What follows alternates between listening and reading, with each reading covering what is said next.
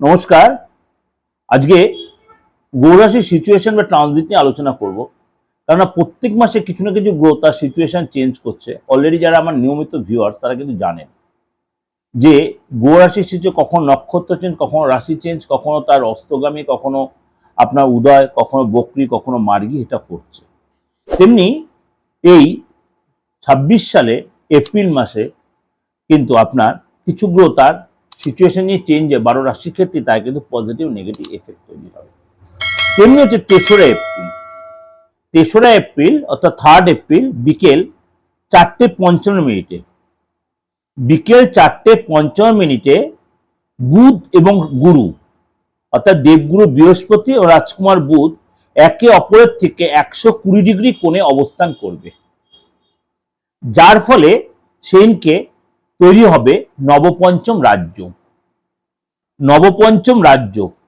এবং এই যে নবপঞ্চম রাজ্য মাঝে মাঝে অনেক গ্রহের সাথে অনেক গ্রহ সৃষ্টি হয়, কিন্তু এই যে বুধ আর বৃহস্পতি যে নবপঞ্চম রাজ্য, তার জন্য কিন্তু মানে এই আমাদের সমস্ত পৃথিবী জগতে তার কিন্তু একটা পজিটিভ এফেক্ট কিন্তু তৈরি হয়, বা কোনো কোনো রাশি নিয়ে একটু সতর্কতা অবলম্বন করতে হবে। এই সময় বুধ আপনার কুম্ভ রাশিতে বিরাজ করছে এবং বুধ এবং গুরুর এই নবপঞ্চম রাজযোগ তৈরি হবে, যার ফলে 12 রাশির ক্ষেত্রে যেটা আপনাকে বললাম তার কিন্তু এফেক্ট হবে। চলুন তাহলে জেনে নিই যে এই রাজ্য কতদিন পর্যন্ত থাকবে।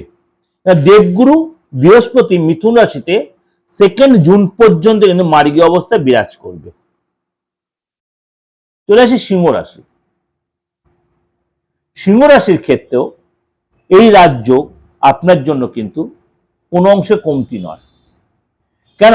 আপনার একাদশ হাউসে দেবগুরু বৃহস্পতি মার্গী হয়েছে এবং রাজকুমার বুধের সাথে আপনার কিন্তু নবপঞ্চম রাজ্য তৈরি হবে।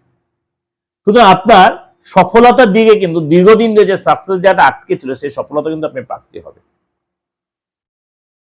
সিংহ রাশি। অর্থাৎ আপনি কোনো অর্থ আটকে ছিল, কোনো মানে মনে করো আপনি কোনো এক্সট্রা কোনো ইনকামের রাস্তা খুঁজছেন, সেটা আপনি পাবেন, সে জায়গা তৈরি হবে। বা ভালো কোনো কারোর সাথে যোগাযোগ, সে আপনার উপযোগে কোনো হেল্প করে রাস্তা করে দেবে আপনাকে। আপনাকে ধীর স্থির হতে হবে, তাড়াহুড়া করলে চলবে না, লোক চিনতে হবে, বুঝতে হবে। আর একটা কথায় সিংহ রাশি, আপনি যে কাজটা করবেন সে কাজটা মন দিয়ে করবেন। কারোর থেকে দীর্ঘদিন আপনি অর্থ ধার নিয়েছিলেন, যে ধারটা শোধ করছে, নাহলে আপনি কিন্তু সেখানে নেগেটিভ ভাইব্রেশন তৈরি হবে। সিংহরাশি এই জিনিসটা কিন্তু আপনি মেনটেন করবেন, অবশ্যই মেনটেন করা উচিত। যারা পড়াশোনা করছিলেন সিংহরাশির লোকেরা, অবশ্যই পড়াশোনা যদি মন দিতে পারে, এসে যে আপনার পরীক্ষা থেকে কম্পিটিভ এক্সাম থেকে হায়ার স্টাডি করতে সেখানে সাকসেস, এই সময় রিসার্চ করছেন, থিসিস লিখছেন, আপনি এই সময় কিন্তু মনে করেন পিএইচডি করতে যাচ্ছেন, করার কোনো প্ল্যান করছেন, এতদিন সুযোগ পাচ্ছেন, আপনি কিন্তু এখানে সাকসেস পাবেন। গুরুজনের হেল্প পান, বিশেষ করে বাবা মা বা বাবা বা ঠাকুর দাদা বা দাদু এরকম কারোর কাছ থেকে হেল্প পান, প্রত্যেক সম্পত্তি প্রবলেম আছে সেগুলো লাভবান হবেন।